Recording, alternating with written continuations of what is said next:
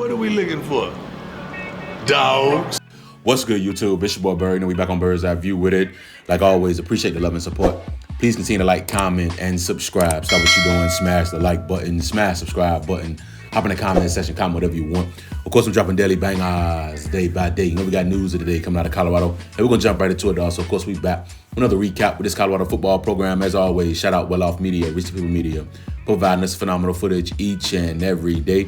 As we all know, spring ball is officially here. Today is going to be day one of spring ball. I know our guys, our coaching staff, everyone that's involved with this Colorado football program, whether you're a coach, player, training staff, just a fan in general, everyone is excited to see what the new chapter of Colorado football is going to present to us. And obviously, we're expecting to have another great season. We know we lost a lot of talent, but we also brought in a lot of talent as well and a lot of expertise, new expertise for our Colorado football coaching staff. And I believe I'm right there with Coach Prime when he says that we have the best coaching staff in the country, the most NFL experience for sure. And I mean, you have an NFL guy pretty much at every point of this coaching staff. And I mean, it's going to be fun to watch the development of our running backs, right, under Coach Marshall Faulk now, right, on our defensive line under Coach Domata Peko. So, it's going to be fun just to see our program continue to take strides moving forward, because that's exactly what we're doing. Now, obviously, these young men, right, are competing at a high level, right? No job is safe at this point, for sure. Everyone's going to have to compete and earn their spot. But as we all know, normally I drop the projected, offensive and defensive starters. I'm gonna still do that video for sure after we kind of get through spring a little bit and we get the spring ball, kind of get towards fall camp. That's when I'll drop that. But I am going to drop like a preview of who I think will be our starters rolling into spring ball. And obviously, I'm gonna start on the offensive side of the football, and we're gonna start at left tackle, and we can all agree that this will be Jordan Seaton. What a phenomenal freshman campaign he was able to put together, and we can only expect it to get better and better for our future first round left tackle. Jordan Seaton is a special talent, and he's only going to continue to get better. At left guard, Aki Agumbi. That is the offensive lineman transfer from Texas A&M. Of course, I'm expecting him to be able to come in and secure that left guard position. I know we do have Chauncey Gooden, who has been really good for us so far. He's been standing out without question, coming in as a true freshman. And of course, he plays a lot of guard as well too. But I think Aki, upperclassman, has been at the SEC level. I think he will be the starter at left guard. Let's keep it rolling at center here. We got Zarian McGill. I know a lot of us going to say, what about Cash Cleveland? Listen, I'm still high on Cash as well. But we also got to think, Cash is only a true sophomore. So even if he doesn't start and play a lot this season, he still has multiple years of eligibility. So we still can get a lot out of Cash Cleveland. But in my opinion, Zarian McGill, right, the transfer from La Tech, who's done some great things at the collegiate level already. I've mentioned his PFF grades. I've mentioned how solid he's been facing upper level competition like Alabama, other SEC schools. I've mentioned the accolades that he's accumulated as well. I believe Zarian McGill, and for what I've seen, in the Well Off Media videos, I mean, he looks really good right now in those videos, getting through the drill work. I think he's going to be the starting center. Let's keep rolling. At right guard, Zach Chrysler. I think we can all agree on that as well. The transfer from Illinois, two-time All Big Ten selection. I mean, he just has starter written all over him from the time that he stepped on campus. And I mean, for what he was able to do at Illinois in the Big Ten, of course, I made multiple videos on him. You see how dominant he was against that Nebraska defensive line, who had a solid defensive line last season. You see how great he was in that game. I mean, Zach Chrysler is going to be exactly what we need on the interior offensive line. Here, last for the offensive line at right tackle. I was going back and forth with this a lot here. Because this is a position right here that's honestly wide open, dog. But at the moment, I'm going to go with Mana Tamani. Of course, he is the transfer from Ole Miss. I know he played a lot of tackle at the JUCO level. He was one of the best JUCO offensive linemen in the country before, of course, he transferred to Ole Miss. I know he started his career off at Wyoming. But yeah, I'm going Mana Tamani at right tackle. I like what I've seen on tape as far as, from the JUCO level, although he didn't play a lot on the offensive line, mainly a teams guy at Ole Miss. But I think that he does get his opportunity to play.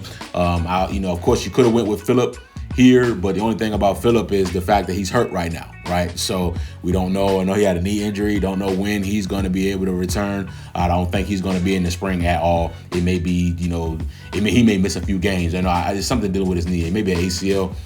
But yeah, so, Phillip's going to be out for a little while. So, and it was tough for me to put a true freshman there. Not saying that that we don't have a true freshman, like a Carday Smith that could come in. Of course, he plays a lot of tackle, but it's tough. It's definitely tough to do what Jordan Seaton did. Now, obviously, Jordan Seaton was the number one offensive lineman in the country, right? He was the number one offensive tackle in the country. So, it's a little different when you see a true freshman step in and reins of left tackle and can compete at that level. But he was a 5-star number one offensive tackle in the nation. So there's a reason why he was able to do that. Everyone can't do that. So it's gonna be tough, but yeah, that's what I'm rolling with. Jordan Seaton at left tackle, Aki at left guard, Zion McGill at center, Zach Crizzle at right guard, and Mana Tamani at right tackle. At tight end, Zach Atkins. Of course, he was one of the best Division II tight ends in the country. Had over 20 plus offers out of the transfer portal, multiple SEC schools after the services of this young man, and he could do a lot of great things well at the tight end position. Can't wait to see us utilize him. At wide receiver on the outside, Omarion Miller and Joseph Williams. I think O is prime to have a breakout season. There's a lot of people that know about Omarion Miller, but there's still a lot of people that don't understand how talented he is at wide receiver and how great he is going to be. He is a pro. Omarion Miller has NFL written all over him, and I think he takes that big leap this year being our wide receiver one. And of course, Joseph Williams, right? Coming in as a sophomore. He was the freshman of the year in the AAC last season at Tulsa. Big body wide receiver that can definitely go up and get the football. Also a clean route runner as well. He does some great things on the football field. And I just think that 1-2 punch on the outside with O and Joseph Williams is going to be extremely successful for us in 2025. At the slot is going to be Draylon Miller. We all know as a true freshman, he came in as a 4-star guy, ready to roll, ready to compete. Did a lot of great things, well, versatile. You saw him, of course, getting hands off in the backfield. He's a Deebo Samuel type of guy. You've seen him at wide receiver in multiple different spots. He can definitely do a lot of great things well, and he's one of those ones. We've seen what he done as a true freshman, man. It's only going to get better for Draylon Miller. So that's what I'm rolling out with our 3 wide receivers, Omarion Miller, Joseph Williams, Draylon Miller. And, of course, we're going to have multiple guys that are going to see the field at wide receiver. We got a boatload of wide receivers, a lot of talent, a lot of young talent at that position.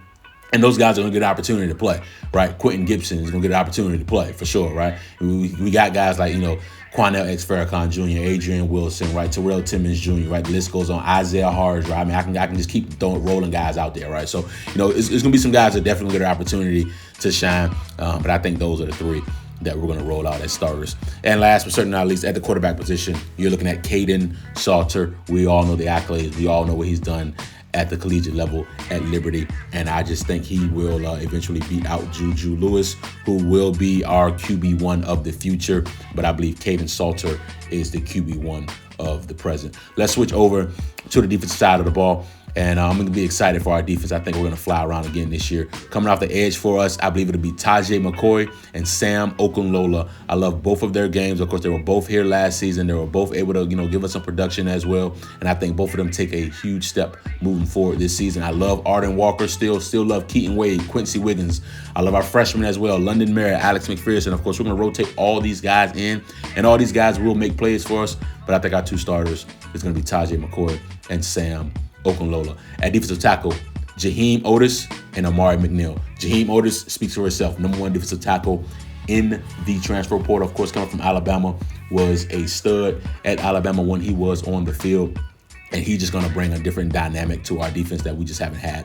Amari McNeil, I love his presence. I love what he's been able to do consistently, competing, at a high level on the practice field, on the game field as well. I just believe Amari McNeil has what it takes to play alongside Jaheim Otis and be dominant up front in the trenches for us. I also love Tavian Coleman from Texas State, right? I think he's going to make a lot of plays for us as well. Obviously, we're going to rotate a lot of guys on the defensive line, so all these guys are going to play, right? And Quentin Barnes, Tawfiq Thomas, Tareen Carter is another sneaky one, right? Played with us last year, transferred from Arkansas, battled some injuries here and there, but he's extremely talented. He's going to be one that's going to be able to make some plays for us as well, too. It's going to be fun. At linebacker, Reginald Hughes and Martavius French. Though we got a 1-2 punch at linebacker. We got two absolute dogs at linebacker, and they're going to be fun to watch fly around. We got some headhunters, man, at linebacker, and it's going to be fun to watch them, too. At corner, Colton Hood and DJ McKinney, of course, are going to be on the outside, and then Preston Hodgin and Nick. I think, Colton Hood is primed to have a masterful season. What he's been able to do in the weight room, him and DJ McKinney, they look completely different. It's going to be fun watching those two get after it on the outside, and then we're going to have Preston Hodgin and nickel, which is going to be huge for us to be able to get Preston Hodge back. And that safety is going to look brand new for us. I'm looking at Carter Stottmeyer and Tawfiq Byard as well. I love Makari Vickers also, but we're replacing our starters at safety from last season, and I think we got two good ones with Carter coming back, and then of course we all know what Tawfiq Byard was able to do at USF as a redshirt freshman. Very solid player there, but not gonna keep it long. Just want to bring you guys another phenomenal update. Please continue to like, comment, and subscribe. You know what time it is, dog. Bird's Eye View, man.